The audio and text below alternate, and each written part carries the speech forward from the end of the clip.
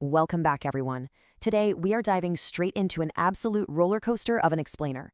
We're doing a full, no-holds-barred strategic breakdown of a seriously chaotic Roblox playthrough by the creator Shivang Mini. Specifically, we are zooming in on his wild run through Escape the Keyboard World 2.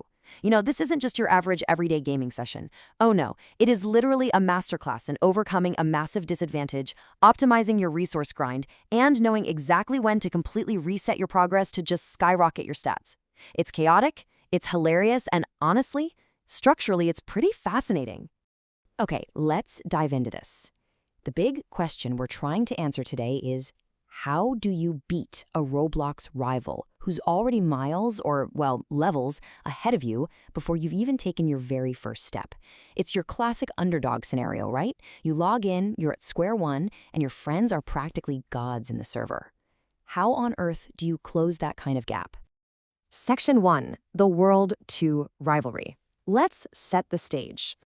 So we're looking at a three-way race entering World 2 between Shivang and his friends Luffy and Sonic. And just look at this absolutely brutal starting contrast. On one side, we have Shivang's current state. He is struggling, really struggling, just to pass stage 1. The recommended speed is 140, and he's stuck doing the absolute most basic training just to scrape by. Then you look over at his rival, Luffy. Luffy is literally glowing. Because of a previous 1,000 Robux investment, he is highly upgraded and already grinding on the high-tier diamond treadmills. So yeah, Luffy is playing a completely different game right from the jump. And of course, Luffy isn't going to just quietly enjoy his massive lead. He drops this incredible line in the chat.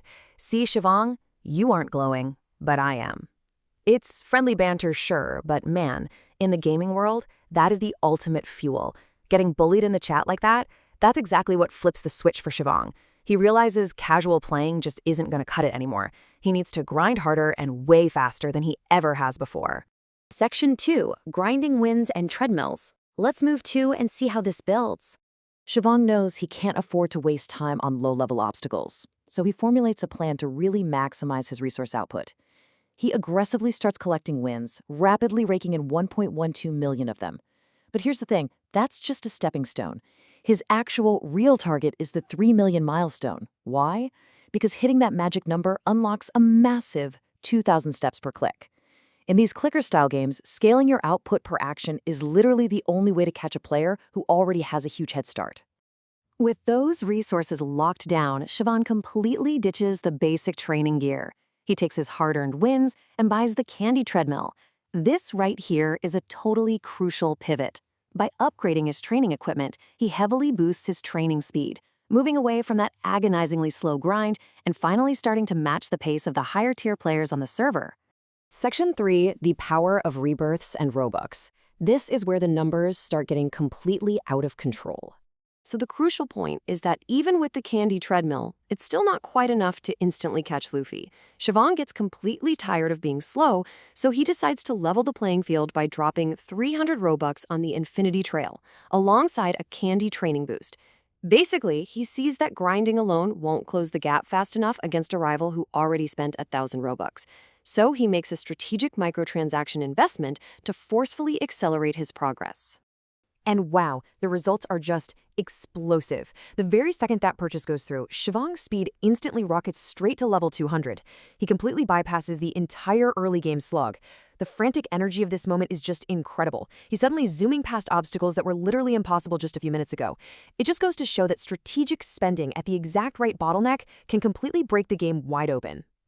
Now, what's really interesting about this next part is the core mechanic that basically defines the rest of the run, the rebirth.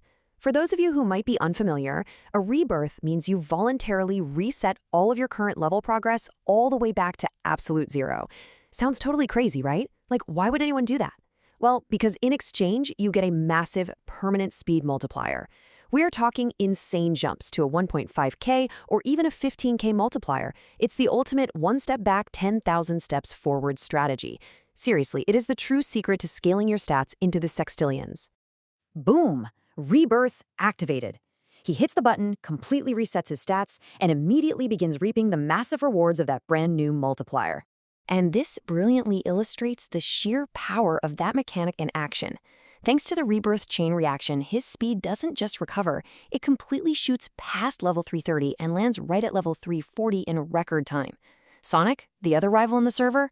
Yeah, he's left completely in the dust, stuck way down in the lower hundreds.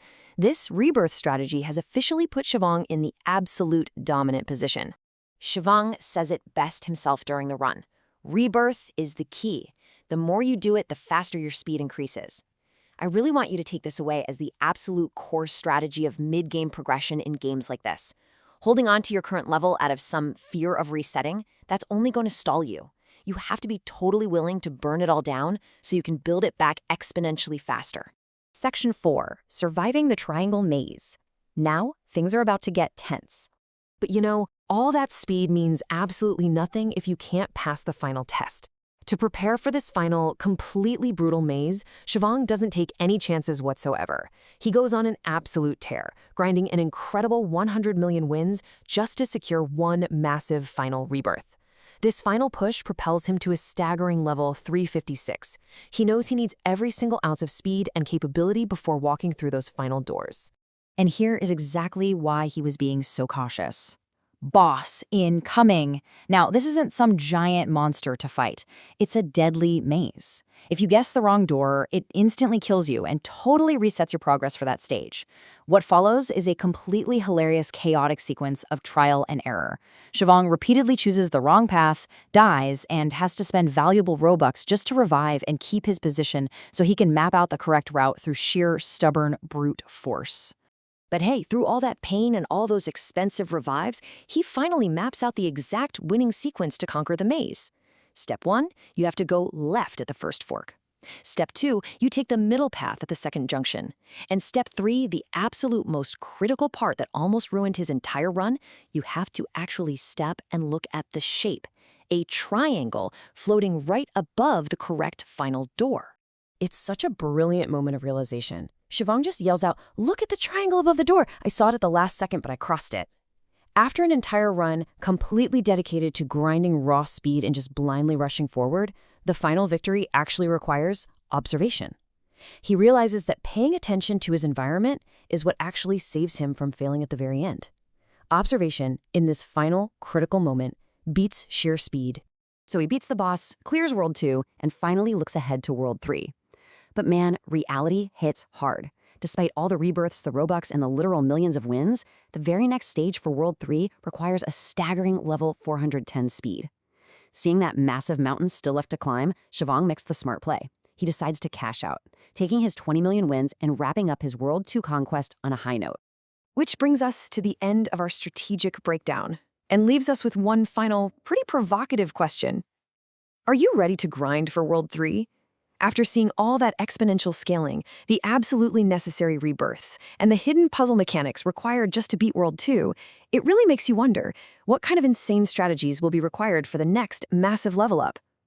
Thank you so much for joining me on this explainer. I hope you picked up a few new strategies for your own gameplay, and I'll see you in the next one.